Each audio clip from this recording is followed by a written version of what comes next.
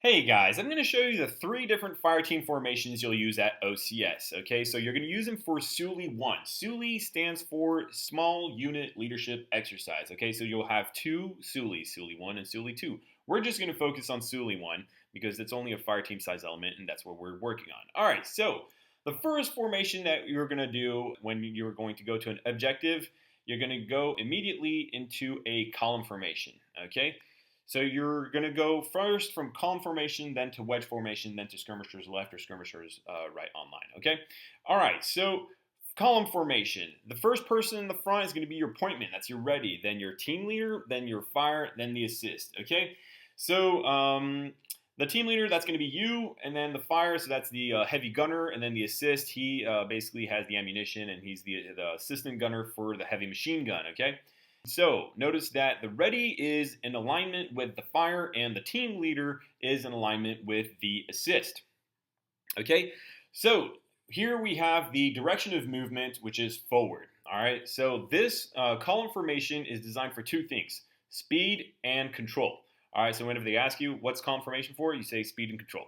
All right, speed, why? Because you're in a staggered column formation moving forward, so it's easy to just follow the footsteps of the guy in front of you, okay?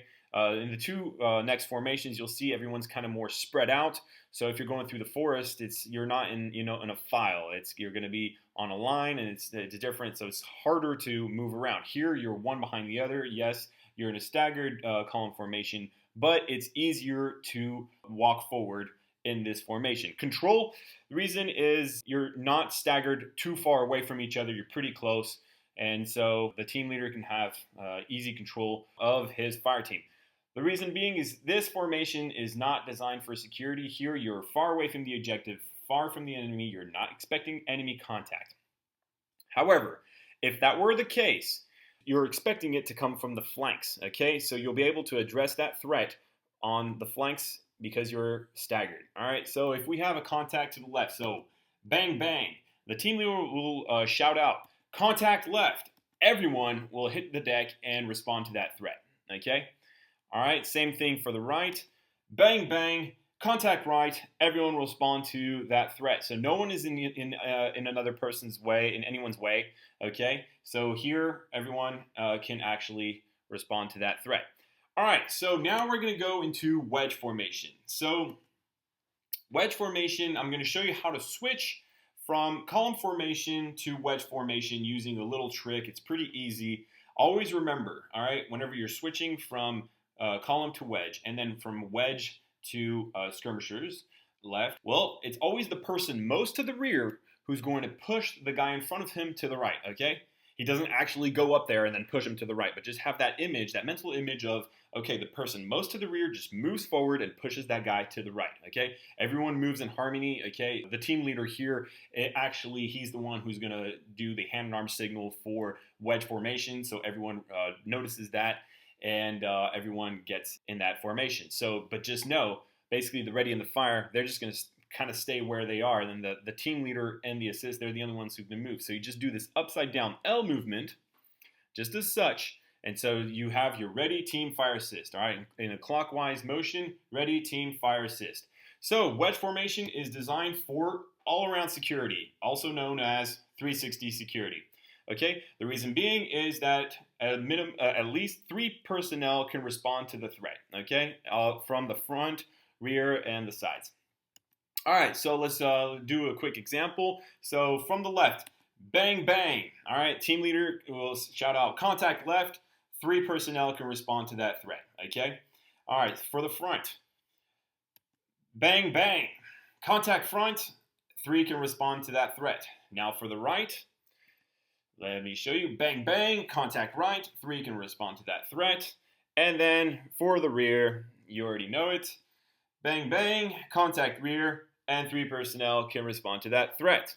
Okay, so there it is. That is for wedge formation. It's all-around security, and 3 personnel can respond to that threat at a time. Okay, so that is the wedge formation you'll use at OCS. All right, so now we're going to move into skirmishers left. Okay, so again, remember, the person most to the rear is going to move forward, and push the guy in front of him to the right. Okay, so in this case, the fire is the one most to the rear. He's going to push the ready to the right. Okay, again, he doesn't actually go there and push him, but they have that image, all right, that mental image where they both do this L motion just as such. See, they both work in harmony. They both move at the same time and keep that spacing. All right, cool. So from right to left, ready, team, fire, assist. All right, so let me center this up. Ready, team, fire, assist. Always remember that. Ready, team, fire, assist. Okay, so in this case, over here we have, for skirmishers left and skirmishers right, it's always the two in the front that are pairs and then the two buddy pairs in the rear, all right? It's always going to be that way. So whether right or left, it's always the two in the front are buddy pairs and the two in the rear are buddy pairs. And so in this case, it's the ready and the fire who are buddy pairs and the team and the assist who are buddy pairs. So you might ask, why is it that the fire and the assist are not rushing together? Well, that is because they need to be close to each other. If they were rushing together, they would have someone in between them. So here, because they need to work close together, that is why that they're rushing not together. Okay? All right, so this is for skirmishers left. This is whenever you're going to assault an objective. Always remember to assault 10 to 15 meters past the objective. Okay, and so there it is. Who's going to first start bounding? It's going to be the team and the assist. So the ready and the fire, they're going to provide covering suppression, while the assist and the team leader, they both bound forward and rush the objective. So it's going to go like this, all right? Candidate Smith rushing. I'm up. He sees me. I'm down. Set. Okay, whenever they say set, at that point, that's whenever the ready and the fire, that's their cue for, all right, they're set. Now they can provide cover. We're going to bound forward, all right? And so that is how you're going to assault objective. Okay, so that is for skirmishers left. I just want to show you that everyone is staggered, so no one is in any other person's way, all right? No one is in anyone's way. Okay, so there's for skirmishers left. So the firepower is to the left. That's why it's skirmishers left. So the team leader, all right? Where is the machine gun?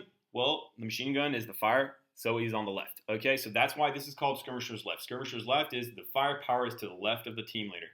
Okay, for skirmishers right, it's flip-flopped. So for skirmishers right, you have the firepower to the right of the team leader. All right, so that is why it's called skirmishers right. Okay, guys, so there it is. I hope this was helpful. Good luck.